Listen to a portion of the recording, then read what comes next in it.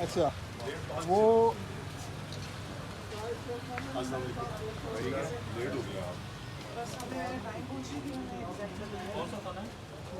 तीन है इनके, वो ही हमारे वाला सेम।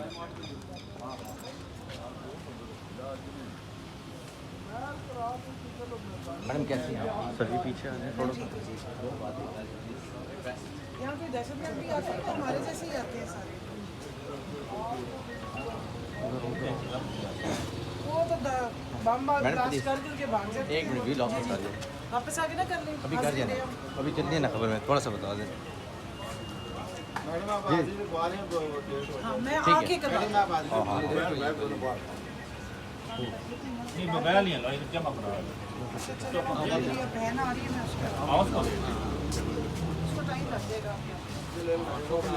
ओपन ले लें। हाँ बैग में और तो ठीक है पेपर वगैरह भी होंगे। आप भैया ये जगह छोड़ देना मेरे पास। मुझे है टाइम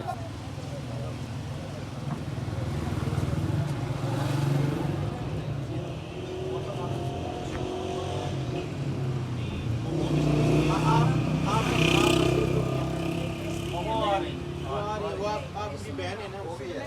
तारीख क्या पड़ी है भाई?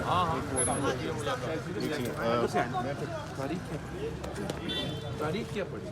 तारीख जो भी अगली पड़ेगी ना जेल में अडियाला जेल अभी पड़ी नहीं है तारीख नहीं अभी पड़ी ठीक next date will be in Adiala jail. अच्छा हाँ हाँ बता दें court will be held in Adiala jail next जो भी अभी आती है अभी दी नहीं है उन्होंने डेट। कल भी है आपने मुझे उस ग्रुप में नहीं ऐड किया हुआ इसकी मुझे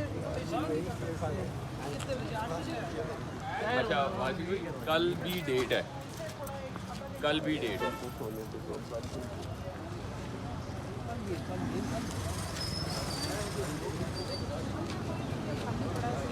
सर मैम कैसी हैं आप? क्या बना डेट पड़ी?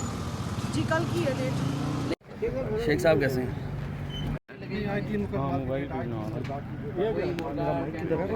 ठीक है भाई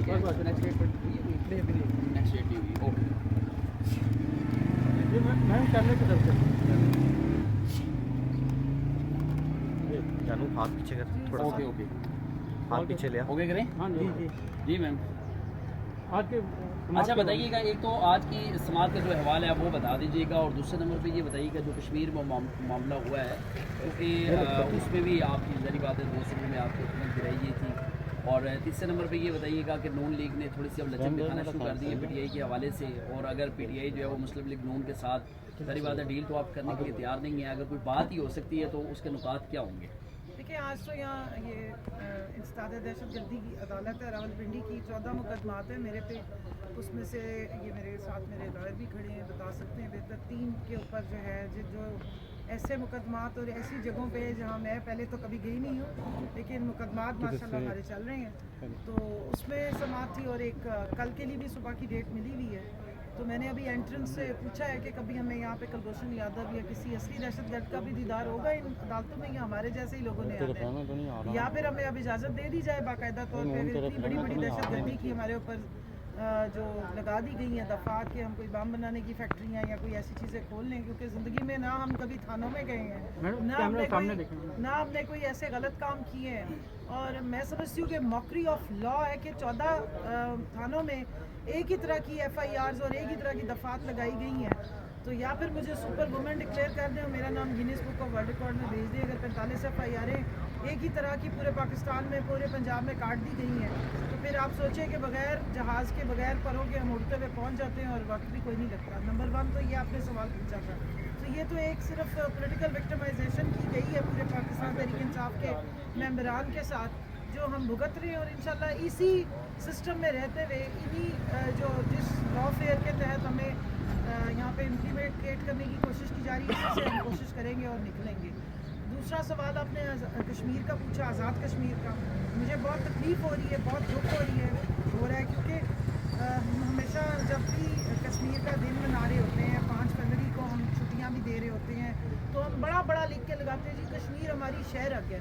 अब शहर हक पे इस वक्त जो है वो छुरी फेर रही है और चीखों की आवाज़ें भी आ रही हैं लेकिन कुछ मुझे समझ नहीं आ रही कि क्यों ऐसा हो रहा है कि कि अगर आप रेंजर्स को और एफसी को भेज के डायरेक्ट फायरिंग कराएंगे निहत्ते शहरियों पे, मुश्ताइल शहरियों ने 1 साल से डिमांड दी थी आटे के लिए, जो उनकी जायज़ डिमांड थी।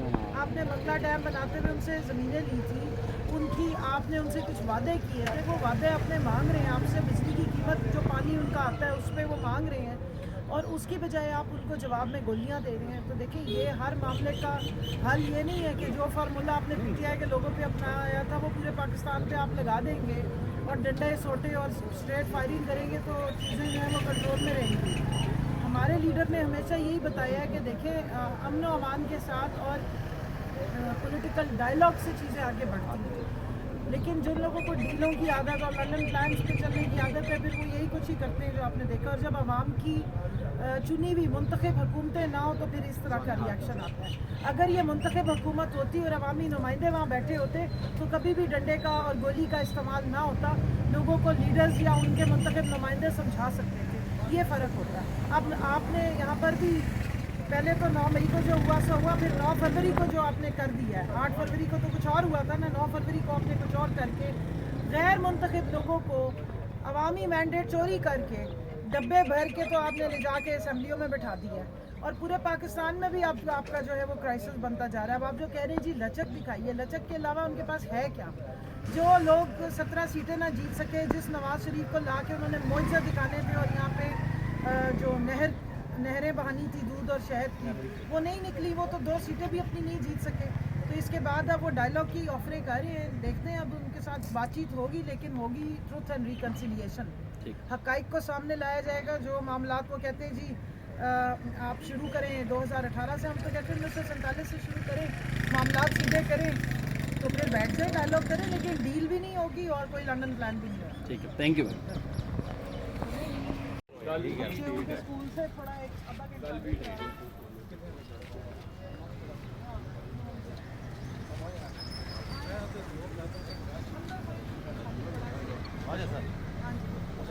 मैम कैसी हैं आप?